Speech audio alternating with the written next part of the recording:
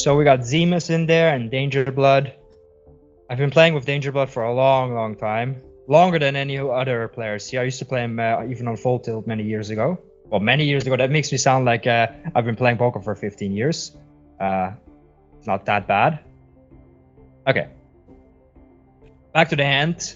Under the gun opens and Zemus 3-bets next to act. So obviously his range is going to be quite strong. Yeah, I mean, because there's many other players behind. He's probably opening something like, between 15 and 20% under the gun. So he's going to have quite a strong range. So both players are pretty tight at this point, have a tight range. So Zemus bets around, well, a little bit over half pot. So I think this is a pretty good play.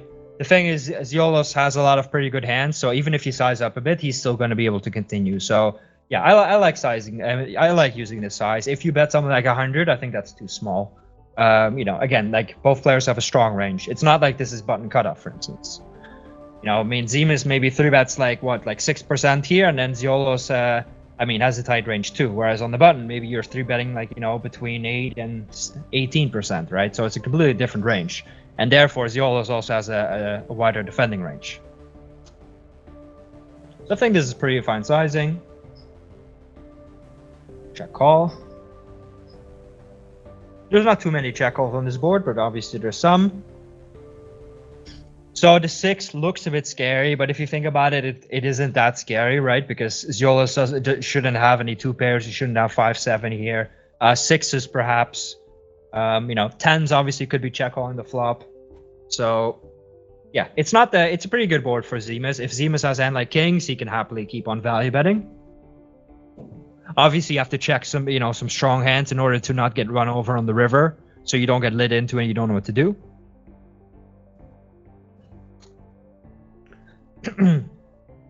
So yeah, I mean, you have to check back some strong hands. For instance, if you have like pocket 10s, you could check that back. You don't want to get led into in the river and then you always fold or like call and muck, or you bet that you always get check raised. Yeah, you want to have some balance in your game. I mean, on the 6, you're gonna have quite a few give ups. So on the deuce here, again, it looks like a really scary card. If this were blind versus blind, this would be a terrible card for out of position for like say the preflop raiser. Here, it's not as bad, right? Because again, how does Ziolos have a 5? It has to be like 5-6 or 4-5, right? Or maybe ace-5 suited.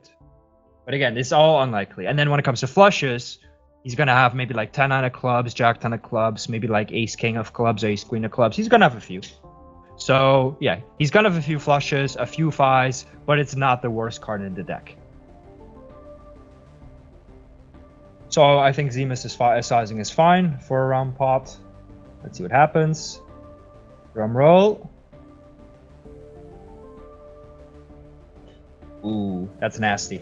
Ziolos was like, yes, come on, shove the pocket 10s in my face. Does Ziolos need a leading range on the river? Probably not. Which bluffs does Zemus have? He can easily have many bluffs. 7-8, 8-9, ace-queen offsuit type of stuff with ace of clubs. Maybe even hand like king-queen or ace-jack, depending how light he 3-bets. So, no, Zemus can have a lot of bluffs. Obviously, he doesn't have a whole lot of value bets.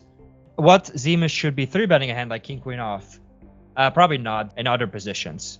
If you 3-bet them, I would say max 25% of the time. You can find more information about that in the Preflop Bible as well, but this is MP versus under the gun. Obviously, you have to be very careful. So what do we think of this adventure? So Zemus' 3-bet preflop is pretty good. Obviously, you can't make this 3-bet all the time, but it's a good play sometimes.